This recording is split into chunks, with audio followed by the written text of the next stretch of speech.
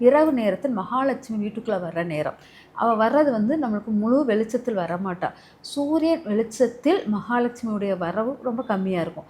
ஏன்னா சூரியன் வெளிச்சம் வந்து எல்லா பொருளையும் அஸ்தமனமாக வச்சுரும். எதுவுமே நம்ம இப்போ சூரியனை பார்த்து ஒரு பொருளை பார்த்தீங்கன்னா அது நம்மளுக்கு தெரியாது.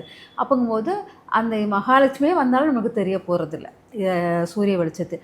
ஆனால் சூரிய அந்தி சாயும் நேரத்திலும் காலை உதய நேரத்திலும் மகாலட்சுமியுடைய நேரமாக நம்ம எடுத்திருக்கோம்.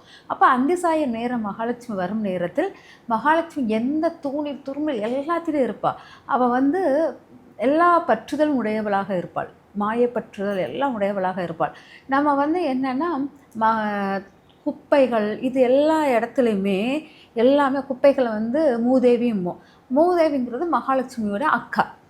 ஓகேங்களா? அப்போ அவள் மகாலட்சுமி வர்ற நேரத்தில் குப்பையை கொட்டுதலோ தண்ணி சிந்துதலோ இருந்துச்சுன்னா அவளுக்கு வந்து கோபம் வரும். மகாலட்சுமிக்கு வந்து எங்கள் அக்கா வாழ்கிற அக்கா இருக்கா, அந்த இடத்துல நான் வரமாட்டேன் சுட்டு போவாள். அக்கா வெளியே தள்ளுறீங்க, குப்பையை வெளியே தள்ளுவோம், அக்கா வெளியே தள்ளுறீங்க, நான் வரமாட்டேன் அப்படின்பா. அதனால் இரவு நேரங்கள் குப்பையை வெளியே தள்ளுறது, தண்ணியை நிறைய செலவு பண்ணுறது, தண்ணியுடைய செலவை ரொம்ப குறைப்பாங்க.